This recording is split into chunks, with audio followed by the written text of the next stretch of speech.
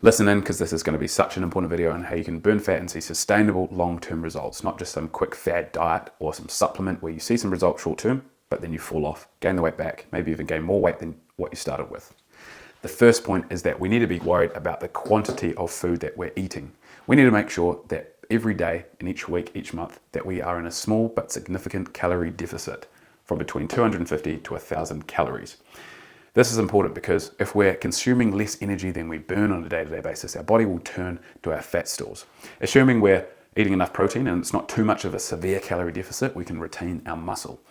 If we eat more than 1,000 calorie deficit every day for an extended period of time, we can risk losing muscle. Muscle is so important because it's very metabolically active. The more muscle we have, the stronger we are, the more toned we are, and the higher our metabolism is. So it is really important to make sure we don't lose fat too quickly. And that's what you see with this whole binge starve cycle. People lose a lot of weight really quickly.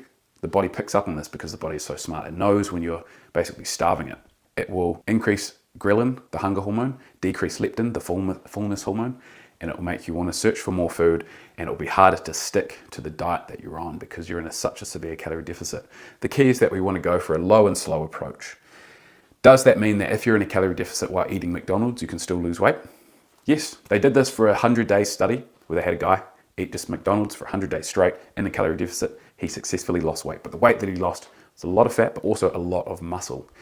And like I said, muscle is so important. So it's not all just about quantity versus quality. We need to make sure we are getting quality food, the most bang for our buck for nutrients. And this is mostly going to come from our whole foods, our variety.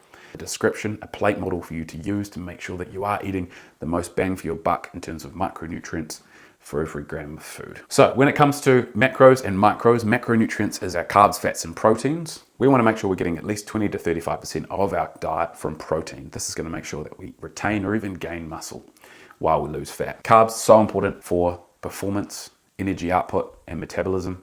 Don't skip your carbs. I'm not a big fan of low carb unless it's for a certain disease prevention or someone with diabetes. For the general population, we don't need to be going low carb. Fats, so important for hormone optimization and fullness. Fiber is also really important as it will help us feel fuller for longer, slows down the absorption of food, and also acts as a cleaning brush through our digestive system, our colon.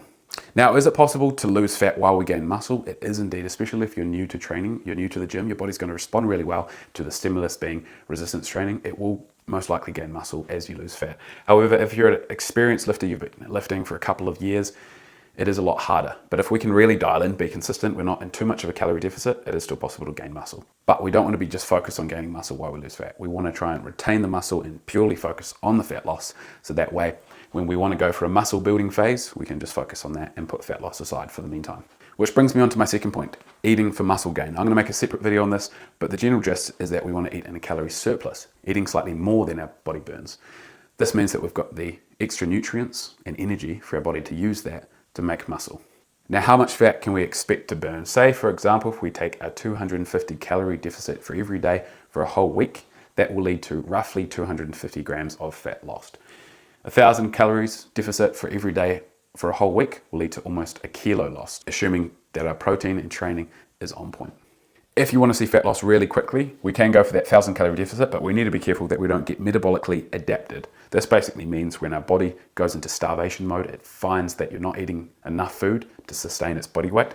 It'll decrease leptin, the fullness hormone, increase ghrelin, the hunger hormone, increase cortisol, the stress hormone, and our favorable hormones like testosterone go down. Testosterone is so important for not only men and women, as it helps us with energy, drive, motivation, libido, muscle gain. So many benefits to testosterone. To make sure we don't go into metabolic adaptation, it is better to stay within that 250 to 1,000 calorie deficit range every day. Hormone optimization. We need to make sure that we're sleeping well, we're doing resistance training in the gym and a little bit of high intensity training.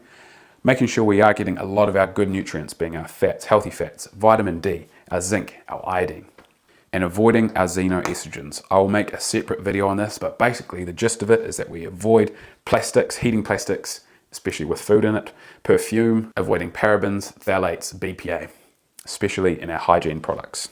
Now, what are the effects on alcohol and fat loss? When we consume alcohol, it takes priority of metabolism. It basically puts metabolism of all carbs, fats, and protein aside, and the body focuses on breaking down that alcohol. Essentially, it views it as a toxin. It wants to get it out of the body. It'll decrease testosterone, which is not a good thing. Muscle gain will go down, fat burning will go down. It's just all around harder to lose fat. I suggest that you don't consume any alcohol whilst in a fat loss phase or a fat loss diet.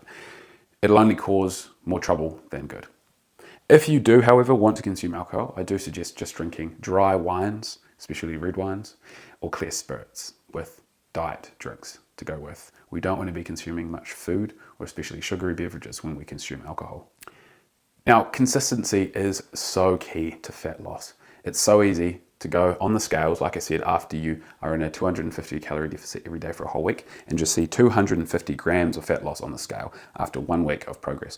Now, that may seem like hardly anything. However, when we stack that up from week to week to week, month to month, year to year, that will lead to a significant amount of fat loss. That's why we need to trust the process, follow a meal plan, have a coach, have a plan, and make sure you're following the program. So that's why we need to track week to week. Weigh yourself every morning, first thing after going to the toilet with minimal clothing on before breakfast. And that will give us a consistent reading to go off. Otherwise, you're just guesstimating. If you're not following a meal plan, you can use an app like MyFitnessPal or something to track your calories so that you know how much energy roughly is coming in. Most often people overestimate or underestimate how much they're eating. However, having some form of tracking is the best way to give us that consistency that we need to make sure we are making small but significant progress towards our goal. Now, gluten and dairy intolerance, does this affect fat loss? No, it won't. I mean, if you are gluten or dairy intolerant, it will flare up your gut and potentially make you more bloated, which can affect your hunger and obviously your digestion of certain nutrients. However, if you can tolerate gluten and dairy, don't cut it out. It won't directly affect fat loss. Sleep, so important. I'll make a separate video on this. The key principles to a good sleep is a consistent sleep time. Our body sets itself up on a circadian rhythm. We need to make sure we're going to bed at the same time to make sure we are setting that circadian rhythm. Blue light. If we are viewing blue light right before bed, it stimulates cortisol, shuts off melatonin. Our body thinks it's daytime, so of course it's going to be so hard to sleep. Not only that, but once you are asleep, your body's not going to be able to get into the deep phases of sleep and those healthy phases where all the hormones and fat loss is achieved. Caffeine has a half-life of 6 hours, meaning that 12 hours later, we've still got half the amount of caffeine that we consumed. So try and cut out caffeine at least 6 hours prior, if you can, maybe even 10 or 12 hours prior to bed. We want a cool, pitch black and quiet room. This is so important. If we have any light, it'll stimulate our retina, shut off melatonin, making it harder to get into sleep, and especially the deep phases of sleep. Having a nice cool room between 15 and 17 degrees Celsius and a quiet room. Obviously, we don't want any noise, even if it's just a little bit throughout the night, like a partner snoring or cars on the road. That will inhibit us from getting into the deep phases of sleep. So make sure you invest in some good quality earplugs or move to a quieter location. So important. Food. We don't want to be consuming We don't want to be consuming a big, heavy, fatty, spicy meal right before bed.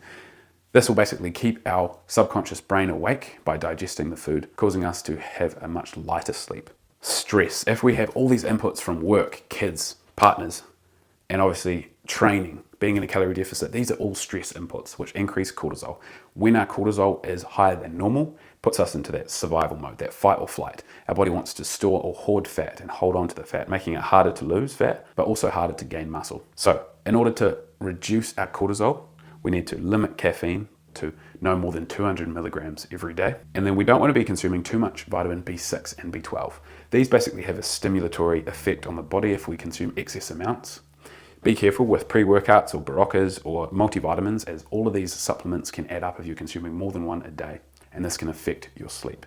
Breath work. Deep breaths, especially slow inhales through the nose, slow exhales out the mouth, can help to reduce and lower your heart rate and making it easier to fall asleep. This soothes your central nervous system. Supplements. We do not need supplements to burn fat. The main thing is to be in a calorie deficit. Any marketing or anyone that tells you that a specific supplement can make you burn fat is straight up lying to you. Supplements can, however, assist you in making it easier to eat less. However, we do not need supplements to thrive and survive.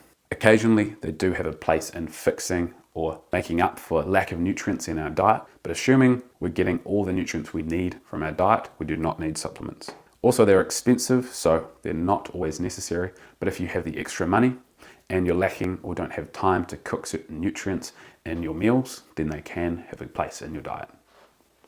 Hope that helps. I'll see you on the next one.